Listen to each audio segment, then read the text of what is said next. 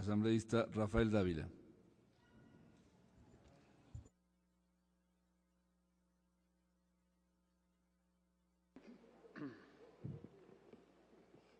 Gracias, señor presidente. Tengo una presentación preparada, no sé si me puede ayudar el...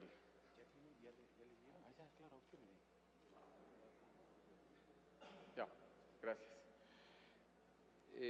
Señor presidente, señores asambleístas,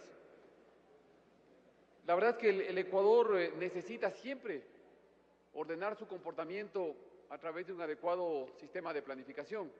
Nadie duda de la necesidad de tener la adecuada planificación en el Ecuador. Pero la planificación en el país, señores asambleístas, no puede responder única y exclusivamente a la visión de un gobierno. No puede ser la planificación solo del gobierno. La planificación tiene que ser del país. No puede ser una planificación excluyente. Tienen que participar todos los actores que hacemos del Ecuador, los trabajadores, los gobiernos autónomos descentralizados, los empresarios, la Asamblea Nacional. No puede responder la planificación del Ecuador a una única visión de país. Y esto me parece que es uno de los temas fundamentales de este código. No sé si podemos pasar la presentación, por favor. Para que una planificación sea viable, sea permanente y pueda tener vigencia en el largo plazo, debe incorporar el criterio de todos los sectores de la sociedad. Eso me parece fundamental.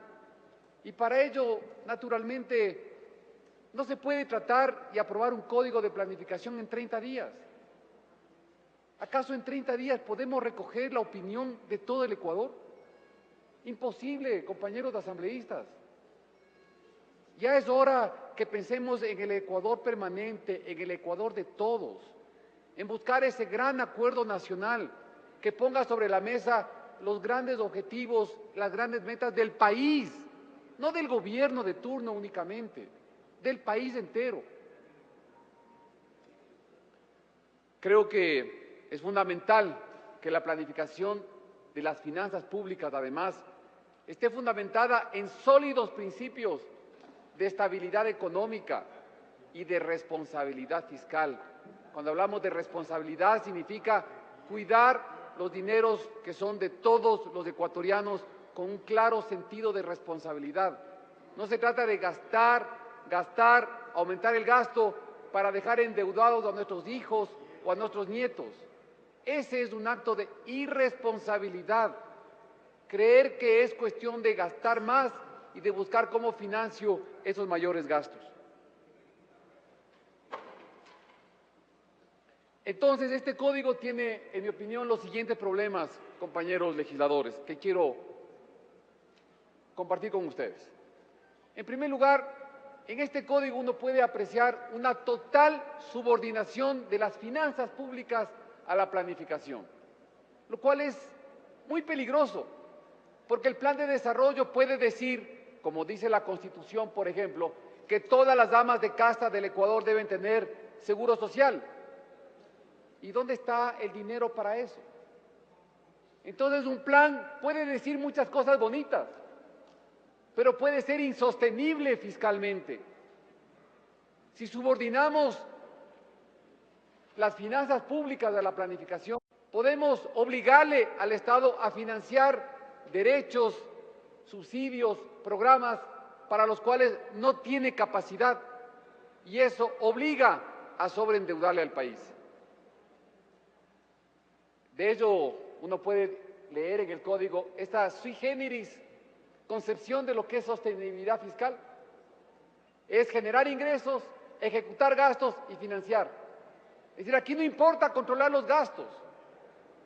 La única regla fiscal que propone este código, escúchenme bien, señores asambleístas, el artículo 90 del código propone como única regla fiscal que los ingresos permanentes financien los gastos permanentes. No hay una regla fiscal que diga que hay que controlar el gasto, que el déficit del Estado debe tener un límite, que debemos crear una cuenta de ahorros para enfrentar contingencias y emergencias. Nada de eso menciona el Código. Pone como única regla fiscal que los ingresos permanentes financien los gastos permanentes. Esto es muy peligroso, porque es cuestión de aumentar los gastos sin límite y luego buscar los ingresos para financiar esos gastos, aumentar los impuestos a los ecuatorianos, emitir otros papeles financieros para financiar ese sobregasto, seguir endeudando al país. No puede ser que la única regla fiscal sea encontrar ingresos para financiar gastos y no le pongamos ningún límite al gasto del Estado. Y claro, en esa línea, el artículo 133 establece que la relación deuda-PIB sea de hasta un 50%. Esto es tenaz y grave, porque el PIB actual, el Producto Interno Bruto actual del Ecuador es 54.000 millones de dólares. El 50% de esos son 27.000 millones de dólares. La deuda pública del país, compañeros asambleístas, de acuerdo a este código, podrá llegar a 27.000 millones de dólares. Calculen ustedes solo los intereses. Los créditos con China han sido contratados al 7,5%.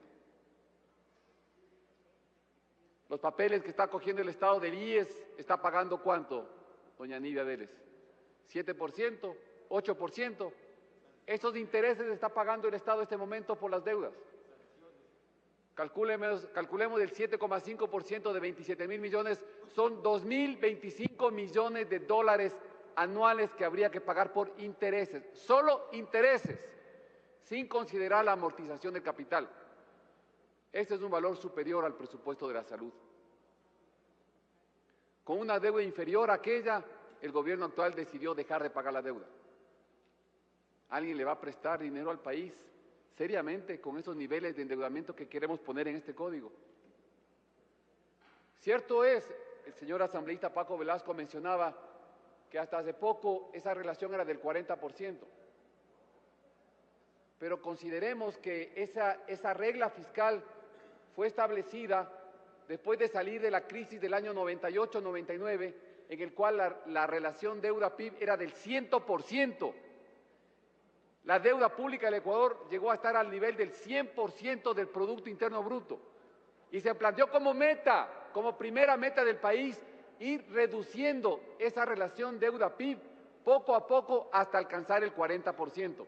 Eso no significa que el nivel del 40% sea el óptimo, pero aún así hoy se establece hasta el 50%. Esto, compañeros asambleístas, creo que es importante que lo tomemos con seriedad y con responsabilidad. Es muy grave para el futuro de nuestros hijos que permitamos en la ley que el nivel de público del Ecuador llegue a esos niveles. El artículo 134 permite que el endeudamiento de los GATS, de los gobiernos autónomos descentralizados, llegue hasta el 200% de sus ingresos totales. Deben ser anuales, señor presidente de la comisión, porque la ley, el código no dice, solo dice ingresos totales. Seguramente quiere decir ingresos totales anuales. Eso habría que precisarlo y lo voy a poner por escrito. Pero yo solamente quiero pensar en el Consejo Provincial de mi provincia, de Loja. El total de ingresos del Consejo Provincial de Loja es algo superior a los 20 millones de dólares al año. Significaría que se puede endeudar el Consejo Provincial de Loja hasta en 40 millones de dólares. Y si ustedes toman el ejemplo de cada provincia de ustedes, van a encontrar que esos límites son realmente excesivos y peligrosos. En la lógica, todo esto en la lógica de sobreendeudar al país. El artículo 83 y el artículo 127 facultan al ministro de Finanzas a modificar el presupuesto general del Estado que aprueba la Asamblea Nacional hasta en un 15%. Todos sabemos que el presupuesto general del Estado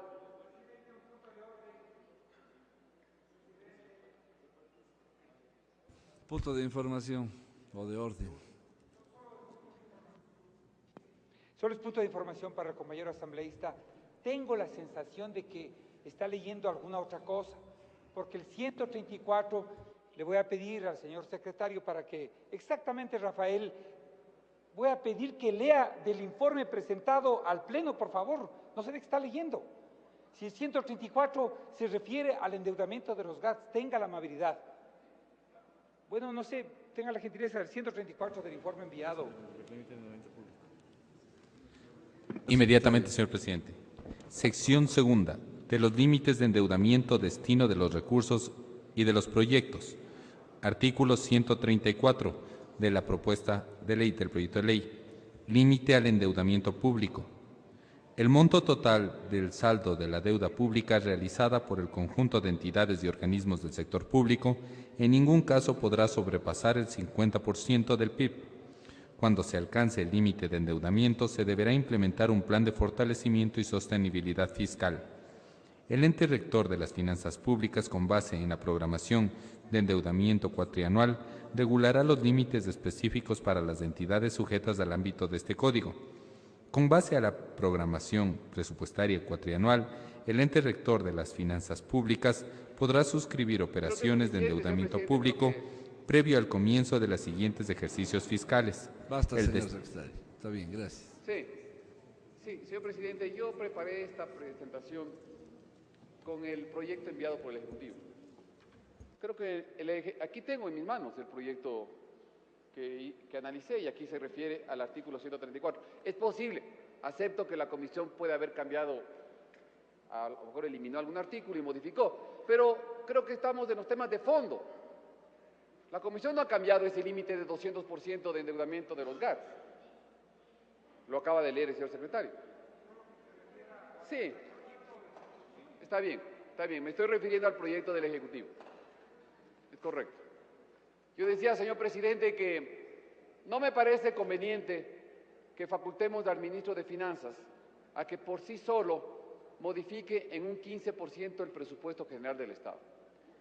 Es una locura, como dice aquí la asambleísta Ortiz. En el presupuesto actual de 20.000 millones de dólares significaría que el ministro de Finanzas puede modificarlo en 3.000 millones de dólares. Creo que esa tarea le corresponde a la Asamblea Nacional, señor presidente, señora asambleísta. Esa responsabilidad creo que debe tener a la Asamblea Nacional, no un funcionario de gobierno.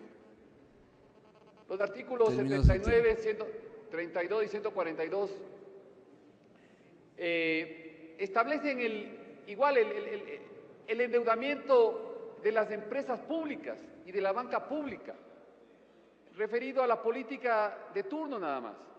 Y esto es peligroso, señor presidente, porque el endeudamiento de las empresas públicas las terminamos pagando todos los ecuatorianos. Me acabo de enterar hoy día que ya Gamavisión y Telecentro van a financiar al Barcelona en el 2011. En definitiva, parece que vamos a financiar todos los ecuatorianos, vamos a financiar al Barcelona en el 2011. Actualmente el pueblo venezolano financia al Emelec. Ahora parece que todo el Ecuador va a financiar al Barcelona, señor presidente. El artículo 146 permite que el país que otorgue préstamos al Ecuador sea el que ejecuta las obras con esos préstamos. Con esto, al parecer, se quiere regularizar el tema de la China. Es decir, eso permite que los préstamos que nos otorgan países, esos préstamos vengan atados a empresas originadas en esos países. Cuando si el Ecuador pudiera acceder a préstamos convencionales… Terminó su tiempo, ha hablado 11 minutos y medio. ¿Perdón? Ha hablado 11 minutos y medio, ya le dije hace un momento, se acabó el No tiempo. le escuché, señor presidente. Bueno, termino, señor presidente. Solamente quiero concluir entonces, señor presidente, contando una anécdota. Aquí tengo un documento, señor presidente, para quienes quieran revisarlo, que en el año 2001, cuando se plantearon una serie de reglas fiscales para el Ecuador, este documento, señor presidente, como podremos ver aquí, fue preparado por algunos funcionarios del Ministerio de Finanzas, entre otros, pónganle cuidado, señores asambleístas, por el actual ministro de Finanzas, Patricio Rivera Llanes, por la actual viceministra, María Dolores Almeida. Ellos le propusieron al Ecuador una serie de reglas fiscales en el 2001, como las restricciones al gasto público, las restricciones al déficit fiscal, la creación de un fondo de ahorro, Aquí está, señor presidente, en el 2001, Patricio Rivera, María Dolores de Almeida. Hoy, estos mismos funcionarios le plantean al país total desorden fiscal. Gracias, señor presidente.